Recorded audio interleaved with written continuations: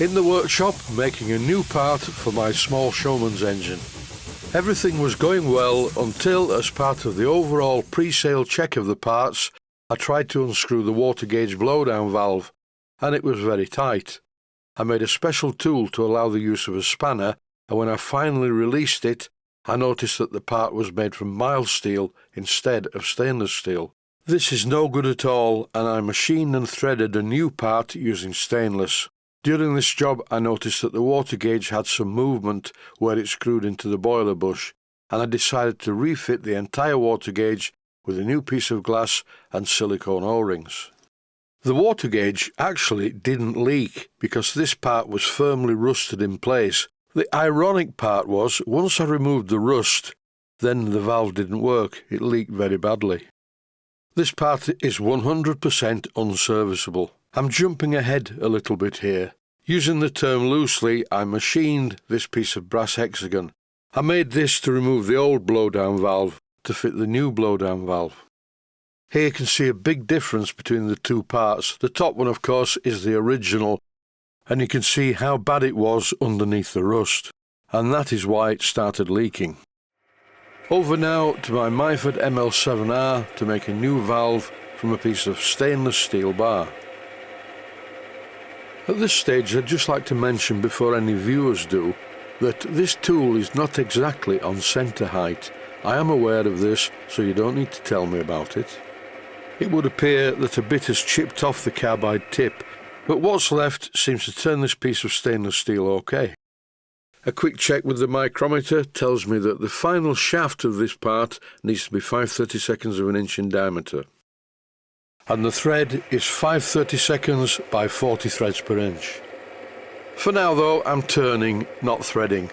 As you can see, the tool is cutting very well. This is stainless steel, remember, not the easiest stuff to cut. As the diameter gets less, I run the tool back and forth near the end of the part because it moves away from the tool and is a slightly larger diameter than I want it. I don't need to follow a drawing for this. I've just taken a mental photograph of the original part, subtracted the rust and the pitting, and I'm now making a part that will be more or less the same as the one that came out of the water gauge. This is a very simple but very fiddly job. The next part of the process is to thread the shaft 5/32 by 40 threads per inch. And that's what I'm doing using my homemade tailstock die holder. I preload the dies into these and it just makes the job much quicker.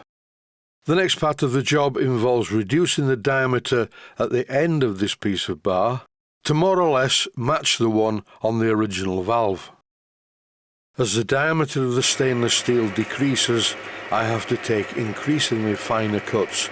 I cannot put too much pressure on a part so thin. It's nearly there at the moment. It would be okay like this, but no, I'll take a little bit more off so it matches the original. I'm not using much in the way of measuring equipment. I'm just looking at the original part and transferring that to the part that I'm making. It's called a calibrated eye, and that comes with practice. This is where the job can go spectacularly wrong. I have to turn a 45-degree point on the tip. I really am being very careful not to take too deep a cut, just enough to get the chamfer that I need. I suppose I could use a needle file for this, but doing it this way is more scientific, as well as being a little bit more engineering-like. I find that using a parting tool like this, and yes, I know it's a long way out from the tool post, but it's really good for doing jobs like this. You take very, very fine cuts, and it's very forgiving with the work. But I cannot stress how delicate this operation is. If I take too deep a cut, the end of this part will be destroyed. The parting tool surprisingly gets a very good finish on the work as well. I'm running the die down the work because when I used the cutting tool, it would have distorted the thread right at the end, so I'm just reconstituting it at that point. Here you can see nearly the end product. Obviously, one part is still attached to the piece of bar, but that didn't last long after I used my bandsaw, and I put the part in the chuck the other way round to machine it. Note to self, I really must change the tip on this lathe tool. and set it to the correct centre height. I'm reducing the diameter as well, and as you can see the lathe tool cuts very well longitudinally.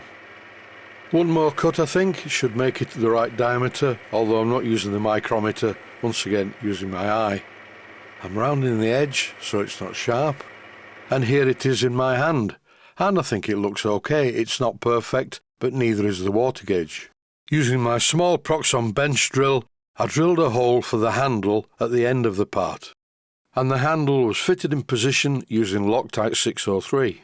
As I mentioned earlier, the water gauge isn't particularly well made, and here it is fitted with its original handle, with the new handle in the foreground.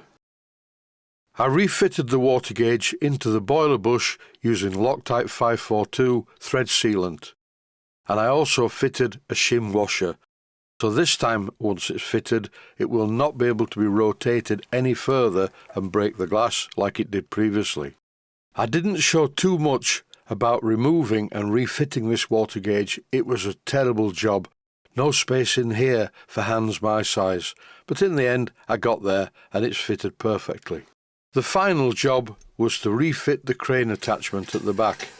This is held in place at each side by two 5BA cheesehead screws, which would need to be removed if you wanted to drive the engine, but really, being realistic, with the canopy on, I would not steam it. I never did. I steamed it quite a lot before I put the canopy on it, but I've never steamed it since. That's it for this episode, and the final one about the small Showman'S engine which has been sold. Stay safe, stay healthy, thanks for watching, and I hope you found it useful. Please take the time to visit my Mainsteam Models website and click on the section of the website that says Video Playlists. And by doing that you can find other videos that you may like to watch. And by using the playlists you can actually watch the videos back to back.